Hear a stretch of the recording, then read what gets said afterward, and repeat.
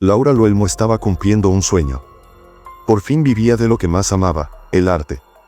Sus pinceles, sus trazos, sus colores, eran su forma de interpretar el mundo. Esa pasión la llevó a un pequeño municipio en Huelva, al sur de España. Campillo, rodeado de sierras verdes, parecía un lugar apacible, casi sacado de una pintura.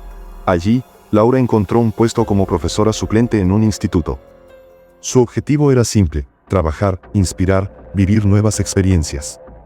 Pero lo que encontró fue otra cosa. Algo que nadie podría haber imaginado. A los pocos días de su llegada, todo lo que Laura había construido se quebró de golpe. Y lo hizo a manos de alguien que ya la había estado observando.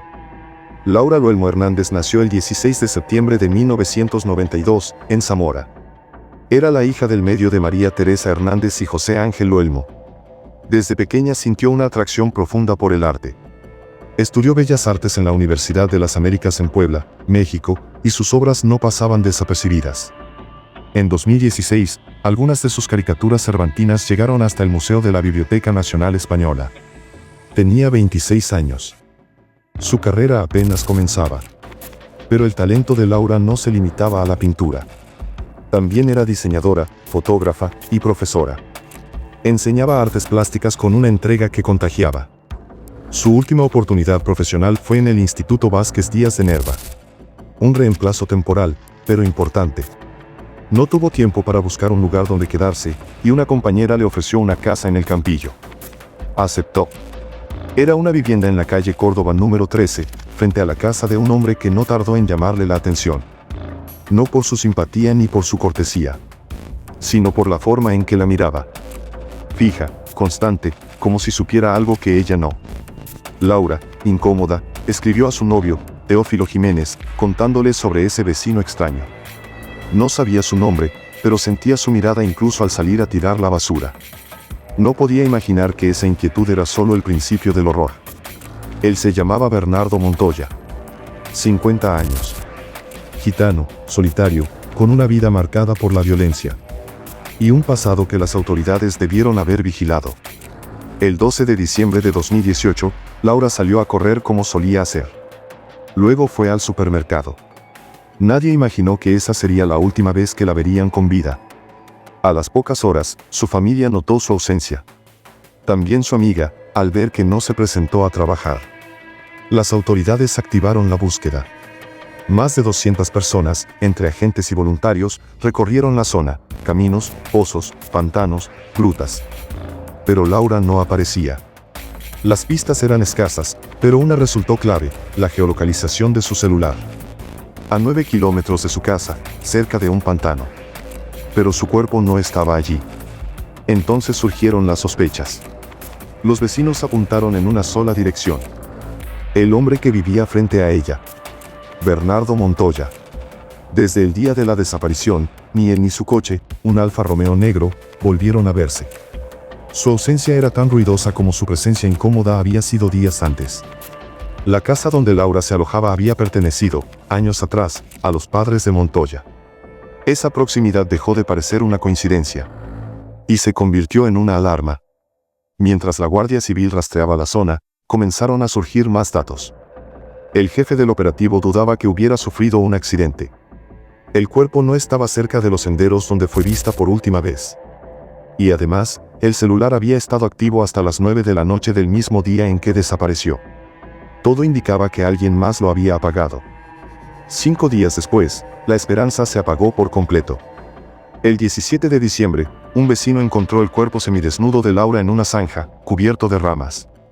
Estaba a 5 kilómetros de su casa, pero en dirección contraria de donde se había localizado el celular. El cuerpo presentaba signos evidentes de violencia. La ropa estaba dispersa por el lugar. No había duda, alguien había intentado ocultarla. Pero no lo logró. Los investigadores llegaron desde Madrid. Encontraron huellas de vehículos, pisadas. Todo apuntaba a que había sido asesinada en otro lugar, y luego trasladada allí. Y había un solo sospechoso con el perfil exacto para ese crimen: Bernardo Montoya. En el pueblo, los vecinos estaban furiosos. Pero ellos no sabían, todavía, el verdadero historial del hombre que había vivido frente a Laura. Montoya era un asesino. En 1995, fue condenado por matar a puñaladas a una anciana de 82 años. ¿El motivo? Evitar que testificara en su contra. Su condena se vio reducida porque el juez consideró su adicción a las drogas como un atenuante. Fue liberado en octubre de 2018, apenas 2 meses antes del asesinato de Laura. Estaba libre. Sin control. Sin vigilancia. Nadie sabía que una bestia caminaba suelta. El 18 de diciembre, finalmente, las autoridades lograron localizar a Montoya. Lo interrogaron. Negó conocer a Laura. Minutos después, huyó a toda velocidad en su coche. Se inició una persecución que duró poco más de 1 hora. Lo detuvieron a 50 kilómetros del Campillo. Cuando regresó escoltado al pueblo, una multitud se reunió frente a su casa. Gritaban, asesino. Gritaban, todos somos Laura. Los agentes lo acompañaron al interior de la vivienda. Allí, los hallazgos fueron concluyentes. Restos de sangre. Las compras que Laura había hecho el día 12. Prendas. Huellas. Las pruebas eran claras. Montoya era el asesino. Y las pruebas biológicas confirmaron que la había agredido. Él confesó que la había llevado a su casa para que lo ayudara con unos muebles. Pero después dijo que no sabía más de ella. Nadie le creyó. Luego cambió su versión. Dijo que le preguntó por un supermercado y él la mandó a un callejón sin salida. Se adelantó en su coche, la esperó, la golpeó y la metió en el maletero. Luego la trasladó a una zanja. Allí intentó abusar de ella. No lo logró. La dejó maniatada, envuelta en una manta. Viva. La necropsia reveló que Laura murió 2 o 3 días después de haber sido abandonada. Entre 48 y 72 horas de agonía. En ese tiempo, Laura recibió hasta 40 golpes con una piedra. Pero no murió de inmediato. Resistió. Intentó escapar. Luchó. Hasta que su cuerpo no aguantó más. Su cuerpo fue entregado 17 días después al Instituto Anatómico Forense de Huelva. Finalmente, sus restos fueron cremados. La familia llevó sus cenizas de regreso a Zamora. El sepelio se realizó en la más estricta intimidad. Nadie quería prensa, ni ruido. Solo silencio. El mismo silencio que envolvió los últimos días de Laura. Ese que esconde el miedo, la injusticia y la muerte. Pero lo que realmente estremeció a España no fue solo el crimen en sí, sino el hecho de que se podía haber evitado. Porque Montoya no era un hombre cualquiera. Era un asesino reincidente. Alguien que había demostrado en el pasado que podía matar. Y sin embargo, estaba libre. Sin seguimiento. Sin vigilancia. Con plena libertad para elegir a su próxima víctima. Y lo hizo. Las redes sociales se llenaron de mensajes de luto y rabia. Su perfil en X, antes Twitter, quedó como un altar de despedida. El hashtag #Laura Somos Todas se multiplicó como una llama que no podía apagarse. Las ilustraciones que Laura solía compartir se transformaron en símbolos de protesta. Una de sus últimas creaciones, hecha para el Día Internacional de la Mujer, adquirió un significado cruelmente profético. Te enseñan a no ir sola por sitios oscuros. En vez de enseñar a los monstruos a no hacerlo. Ese es el problema. Ese fue uno de sus últimos retweets. Un eco siniestro de lo que estaba por sucederle.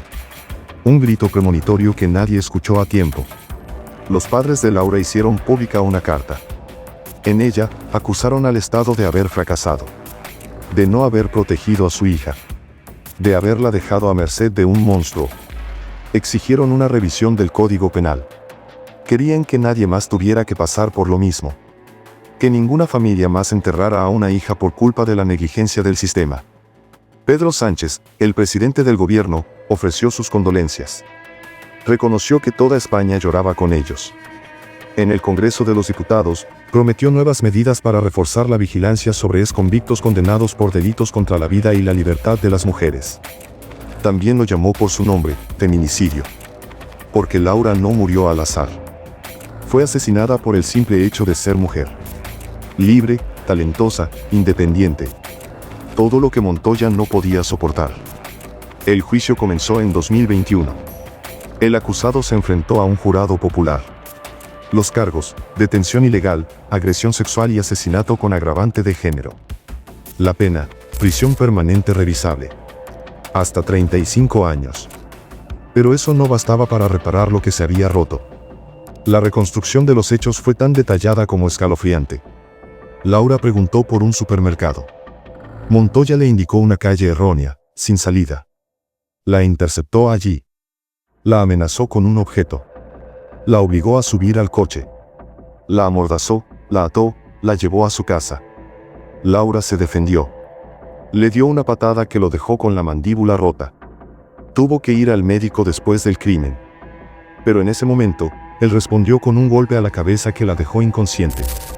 Luego, la violó. Y cuando ya no tenía cómo silenciarla, la envolvió en una manta, la metió en el maletero y la llevó a un descampado a 10 kilómetros del Campillo. Allí, intentó simular que los hechos ocurrieron en ese lugar. Regó su ropa por el suelo. Pero no supo ocultar las huellas que dejó atrás. Luego, intentó cambiar la versión. Dijo que su novia, Josefa, había golpeado a Laura por celos. Que fue ella quien usó una escoba y un martillo. Que él no hizo nada. Que todo fue un ataque de celos malentendido. Incluso implicó a su pareja en el asesinato. Las autoridades no le creyeron. Josefa fue llamada a declarar. No se presentó al inicio, pero días después sí lo hizo. Entregó documentación médica y fue liberada. Nunca se encontraron pruebas que la vincularan directamente con el crimen. Solo había un culpable. Montoya. Incluso en prisión, dejó claro quién era. Dijo que no quería ser liberado. Que si lo soltaban, volvería a matar. Un aviso tardío, pero claro. En julio de 2023, finalmente, el jurado popular lo declaró culpable por unanimidad. Bernardo Montoya fue condenado a prisión permanente revisable por agresión sexual y asesinato agravado por motivos de género. La sentencia incluía también una indemnización simbólica, 400 euros a los padres y hermanos de Laura. Una cifra irrisoria frente al daño causado. La familia, al menos, pudo cerrar un capítulo.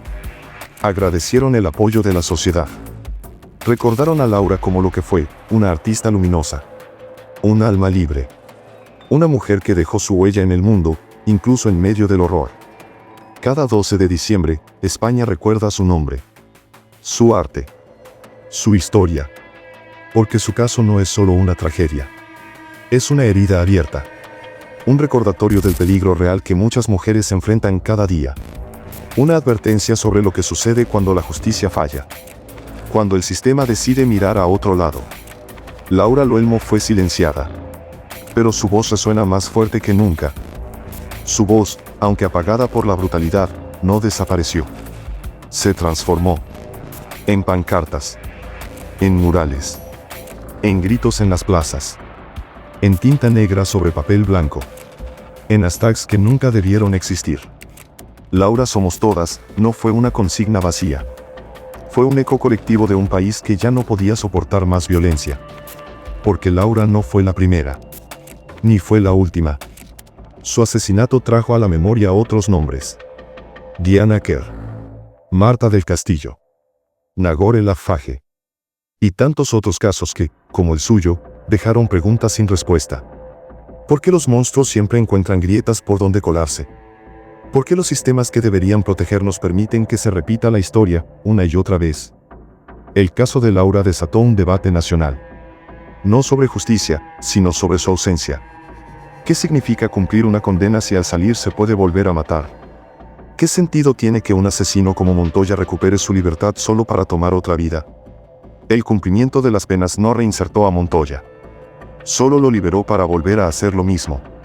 Más astuto. Más violento. Más preparado. Durante la instrucción judicial, se conocieron detalles escalofriantes. Como que Bernardo Montoya se jactaba, incluso antes del crimen, de ser capaz de matar. Lo decía en confianza. Con cinismo. Como si supiera que nada ni nadie lo detendría. Y en efecto, nadie lo detuvo. Cuando confesó su crimen, pidió perdón. Ante las cámaras. Con voz temblorosa, dijo estar arrepentido. Pero sus actos hablaron mucho antes que sus palabras. Y esas palabras no borran los golpes. No borran las cuerdas. No borran las piedras ni las heridas. No borran las horas que Laura agonizó, sola, en una zanja. En el juicio, Los forenses explicaron que probablemente no sufrió, porque el primer golpe la dejó inconsciente. Y, sin embargo, la violencia fue tal que su cuerpo terminó fracturado, destrozado, abandonado bajo unas ramas. Como si su vida pudiera ocultarse igual que un papel arrugado. Los expertos reconstruyeron los últimos 75 minutos de Laura. Un infierno al que fue arrastrada sin razón. Solo por estar allí. Solo por confiar. Solo por preguntar una dirección. La justicia, finalmente, llegó. Pero lo hizo tarde. Después del dolor. Después del horror. Después del entierro. España entera se movilizó tras su muerte. Las marchas llenaron las calles. Las velas cubrieron plazas. Los medios convirtieron su historia en titular. Y por unos días, el país entero habló de ella. De lo que le hicieron. De lo que representa. Pero la memoria no puede quedarse solo en los homenajes. Ni en los muros de redes sociales. Laura no necesita altares digitales. Necesita leyes. Necesita vigilancia.